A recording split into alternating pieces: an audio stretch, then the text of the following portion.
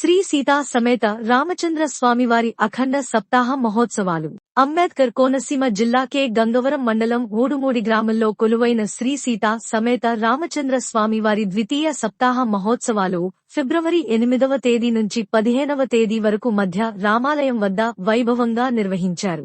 ఈ సందర్భంగా ఆలయాన్ని విద్యుత్ దీపాలతో, రంగురంగుల కాగితపు పూలతో సర్వసుందరంగా అలంకరించారు. శ్రీ సీతారామ సప్తాహాన్ని పురస్కరించుకుని శనివారం నుంచి మరలా శనివారం వరకు వారం రోజులు శ్రీరామ నామ సంకీర్తనలు, భజన కీర్తనలతో గ్రామమంతా ఆధ్యాత్మిక వాతావరణం నెలకొంది. 14వ తేదీ శుక్రవారం ఉదయం 9:30 సుప్రభాత సేవ, ప్రత్యేక అర్చనలు, 41 సార్లు శ్రీ హనుమాన్ చాలీసా పారాయణం, సాయంత్రం అర్చన, పవళింపు సేవ కార్యక్రమాలను కనుల పండుగగా నిర్వహించారు.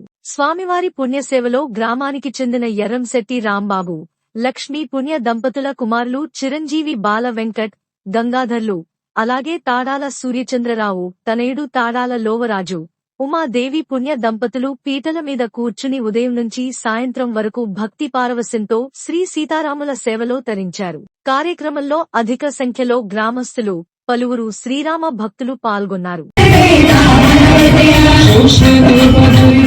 సీతా